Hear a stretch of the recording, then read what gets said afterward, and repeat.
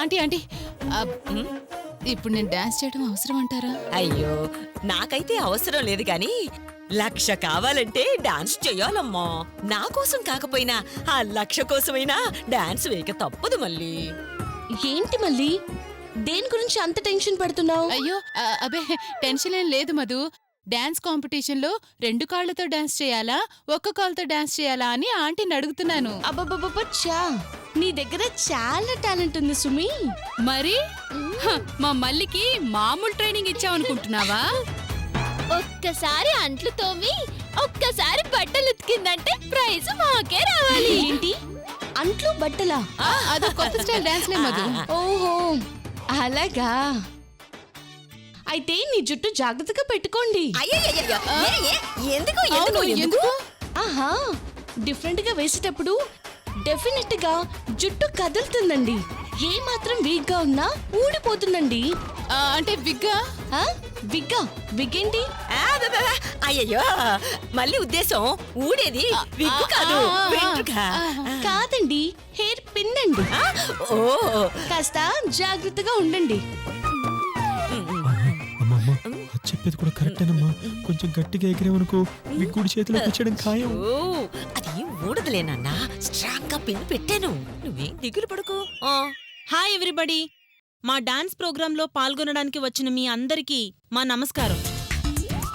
మరి కాసేపట్లో పోటీలు ప్రారంభం కాబోతున్నాయి.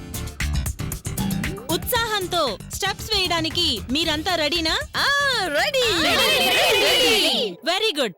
కాకపోతే ఈ డాన్స్ పోటీలో పాల్గొనాలంటే ఒక చిన్న కండిషన్. అదేంటంటే ఎవరు డాన్స్ చేయాలన్నా జంటలుగానే చేయాలి.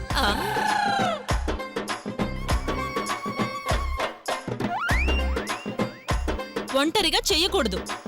ఒకవేళ సోలోగా వస్తే వాళ్ళని వెనక్కి పంపించేస్తాం. కాబట్టి పార్టిసిపెంట్స్ అందరూ ఈ విషయాన్ని గుర్తుంచుకోవాల్సిందిగా కోరుతున్నాం. అంటే ఆంటీ ఇప్పుడు నాలాగా సోలోగా పర్ఫార్మ్ చేసే వాళ్ళకి పార్టిసిపేట్ చేసే అవకాశం లేదన్నమాట. సో మరి ఇప్పుడు వెనక్కి వెళ్ళిపోవచ్చు అన్నమాట. మళ్ళీ నేనంత కష్టపడి డాన్స్ నేర్పించింది ఇలా వెనక్కి వెళ్ళిపోవడానికి కాదమ్మా. అయితే ముందు నుంచి వెళ్ళిపోదాం అత్తయ్య గారు, అక్కడ గేట్ ఉంది. నీ బొంద. అమ్మా మళ్ళీ నువ్వు డాన్స్ చేస్తున్నావు, మనం ప్రైజ్ కొడుతున్నావు. ఎలా ఆంటీ? సోలోగా చేయకూడదు కదా, జంట ఎక్కడున్నారు? నేనున్నాను. నేను ఉన్నాను మళ్ళీ. ఎందుకు? స్టేజ్ మొత్తం ఇరగొట్టడానికా? ఓసేయ్, మీరు వెళితే ప్రైజ్ రావడం ఏమో గాని మనకి ఫైన్ మాత్రం వేస్తారే. ఎందుకు? మీ కోతి గంతులకి జనాలంతా చచ్చినందుకు. మావి కోతి గెంతులా? మరి మీవి? కుప్పి గంతులు. ఓసేయ్, నిన్ను చంపుతా. అమ్మ మళ్ళీ నువ్వు ఒంటరిగా డాన్స్ వెయ్యట్లేదు, వెయ్యవు. అమ్మయ్యా, థ్యాంక్స్ ఆంటీ. వెళ్దామా మరి? నీ బొంద. ఎక్కడికి? స్టేజ్ మీదకా? అక్కడికెందుకు? జంటగా డాన్స్ చేయడానికి. జంటగానా? అంటే నాకు జంట లేరు కదా. ఉంది కదా, మధు.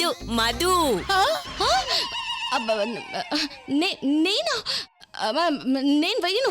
ఆంటీ, ఈ మధుకి డాన్స్ రాదు. తన కప్పగెంతులు చూసి ఆడియన్స్ రాళ్లతో కొట్టారనుకో, మనం పర్మనెంట్ గా ఇక్కడే ఉండిపోతాం ఆంటీ.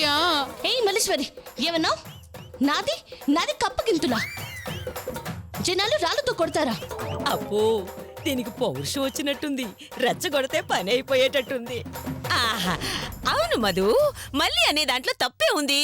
నీ డాన్స్ ఇలాగే ఉంటుంది కదా. అత్తయ్య గారు, నన్ను ఏమైనా అనండి, నా డాన్స్ మాత్రం ఏమనకండి. చాలే, నీదొక డాన్సు, దాన్ని మేము పొగడాలి. ఇదిగో నీకన్నా మా లతా శిరీషాలే మేలు.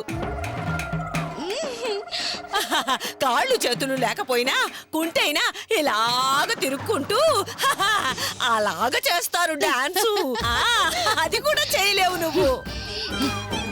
సరే, మీరన్ని మాటలు అన్నాక నేనేంటో నిరూపించుకోకపోతే వేస్ట్. నేను మళ్ళీతో కలిసి డాన్స్ చేస్తున్నాను, నేనేంటో నిరూపిస్తున్నాను. Plan success. అమ్మో, తప్పిపోయింది అనుకుంటే అమ్మ ఇలా అరికించిందేంటి? ఇప్పుడు దీని నుంచి ఎలా తప్పించుకోవాలి అర్థం కావట్లేదే. మరి కాసేపట్లో అందరూ పోటీకి సిద్ధంగా ఉండండి. పదండి. డాన్స్ పోటీ స్టార్ట్ అవుతుంది. పదండి.